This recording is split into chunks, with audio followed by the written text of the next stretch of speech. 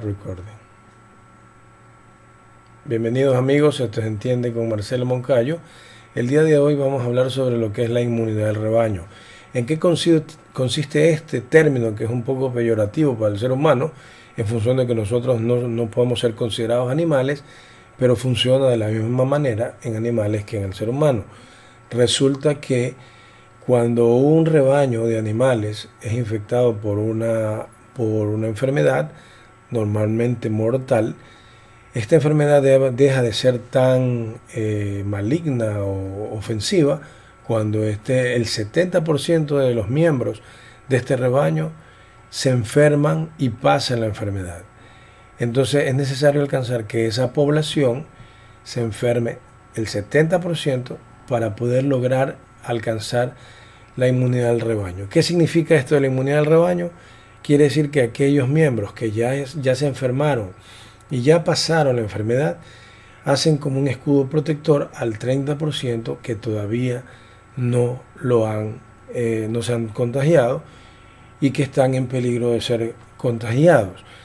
Otra manera de lograr la inmunidad del rebaño, como se ha hecho en otras enfermedades, es obtener una vacuna, pero ya sabemos que en este caso la vacuna va a demorar un año o un año y medio, es decir, no lo vamos a obtener a través de eso.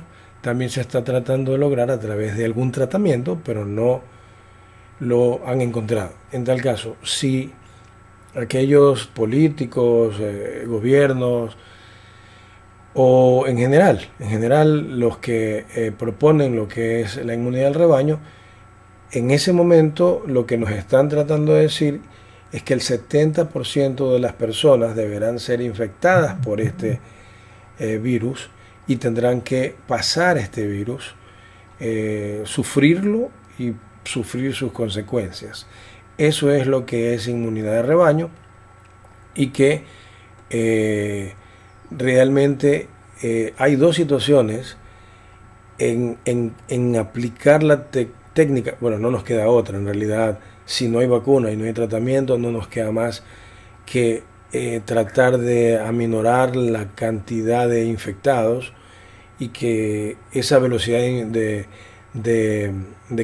cantidad de enfermos se reduzca lo menos posible, pero vamos a seguir enfermándonos, es decir, la inmunidad de rebaño, o caminamos hacia allá y en ese proceso de contagio no hay manera de pararlo. Estamos caminando hacia allá, pero en tal caso hay dos problemas con la inmunidad de rebaño. Primero, si la inmunidad de rebaño, si este virus, que todavía no se sabe, puede infectar a la misma persona 2 veces o 3 veces, nunca se alcanzará la inmunidad de rebaño. Entonces eso todavía no lo sabemos.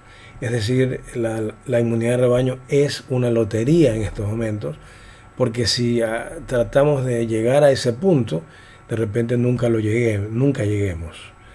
La otra circunstancia es que si lográsemos llegar a la inmunidad de rebaño después de pasar la enfermedad, la pregunta es, bueno, nos están diciendo que el 70% o más de la población de la Tierra se va a enfermar.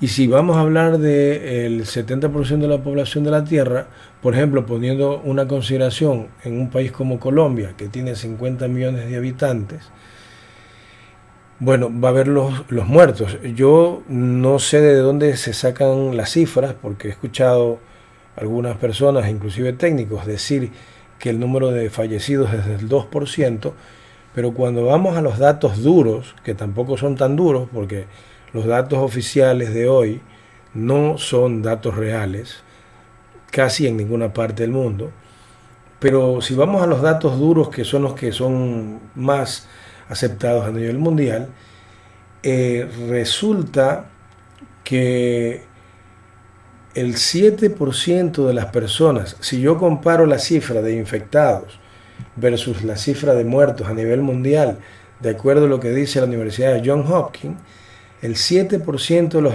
infectados han fallecido. Esa es la situación. El 7% de las personas que se infectan fallecen. Ese es el número, no es el 2, es el 7.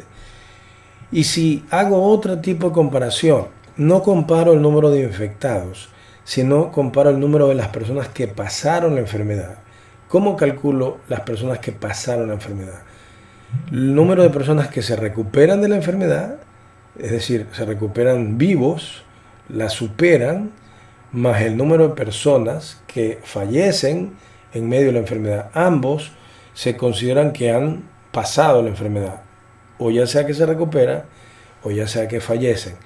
Si yo comparo el número de fallecidos versus a ese número de los que han superado la enfermedad, entonces voy a obtener que los fallecidos son el 20% hasta el momento.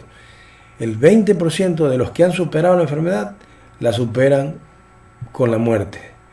El 20% de los que ya se consideran que han pasado la enfermedad, el 20% han muerto. Entonces, estas dos cifras son importantes porque, por ejemplo, en Colombia decíamos, hay 50 millones de habitantes. Si le aplicamos el 7%, que es la cifra que nos da en este instante, en este minuto, la Johns Hopkins, que es el 7%, estamos hablando de 3 millones y medio de fallecidos. 3 millones y medio de fallecidos en Colombia, si fuese el 7% del total de infectados. El 3 millones de muertos en Argentina, 2 millones en Perú, 9 millones de fallecidos en México y 23 millones de fallecidos en Estados Unidos. 23 millones. Ahora, si nos vamos a una cifra más terrible, que es y que es válida, a analizar las personas que han superado la enfermedad, vemos que el 20% de las personas fallecen. Si ya el 100% de la población de estos países ha superado la enfermedad, consideraríamos que el 20% fallecería. Entonces nos da que en Colombia tendríamos 10 millones de personas, en Argentina 9 millones, en Perú 6 millones, en México 26 millones y en Estados Unidos 66 millones de personas que fallecerían debido a esto. En tal caso, entre el 7 y el 20, bueno, podríamos escoger de acuerdo al gusto de cada uno, pero lo que sí es verdad es que, por ejemplo, en México, la cantidad de muertos, una vez que se alcance la inmunidad de rebaño, estaría en el orden de 9 millones a 26 millones. Ahora, analizando una última cosa, la cantidad de fallecimientos en Estados Unidos en el 2017, que es el 8.5% de la población, alcanzó los 2.700.000 de personas. 2.7 millones de personas fallecieron en el 2017 en Estados Unidos. ¿Qué ocurre? Que bajo el COVID-19 y de acuerdo a los datos, que son los datos duros de la Universidad de Johns Hopkins, y sacándole las experiencias que se están dando en países ya en promedio a nivel mundial, pero en Italia, donde está un poco más complicado, España, Francia, etc. Querría decir que en los próximos 2 años, mientras que Estados Unidos ha tenido normalmente 2.7 millones de fallecidos al año, va a tener en el orden del 12%, 12 millones de, si son 23 millones, supongamos que ocurren en 2 años, va a tener 12 millones de fallecidos de los que normalmente tenía 3. Es decir, si tomábamos la cifra del 7%, la cantidad de fallecidos en Estados Unidos superaría el 400%, se multiplicaría por 4. Si tomamos la cifra del 20%, que es la otra cifra, la más severa, entonces habría más o menos 33 millones de fallecidos. Quiere decir que se multiplicaría por 10 la cantidad de fallecidos en un año. Es decir, analizando Estados Unidos, la proyección es que en Estados Unidos habría entre 4 a 10% más fallecidos por año de lo que están acostumbrados. Y eso no solo para Estados Unidos, es para todo el mundo, incluido Latinoamérica, incluido Ecuador, Perú, Colombia, Argentina, Chile, Brasil. Entonces, ese es el escenario al que tendríamos que prepararnos, porque esa es la situación que estamos viviendo. Entonces, mis estimados amigos, hablar de inmunidad de rebaño implicaría una consecuencia, que es que vamos a sufrir bajas y muertes por esto. Las bajas y las muertes las podemos estimar basándonos en los datos duros de lo que está ocurriendo de manera, entre comillas, oficial, que sabemos que los datos oficiales son menores a los reales. Entonces, basándonos en esos datos, las cifras ya son alarmantes cuando alcancemos la inmunidad de rebaño. ¿Qué tenemos que hacer? Tratar de lograr esa famosa cura o esa famosa vacuna lo antes posible. Y la otra, cuidarnos lo que más podamos de no infectarnos y también saber que nuestro sistema inmunológico es el que nos defiende. Si logramos mantenerlo fuerte, entonces tendremos más posibilidades de pasar esta enfermedad de manera exitosa.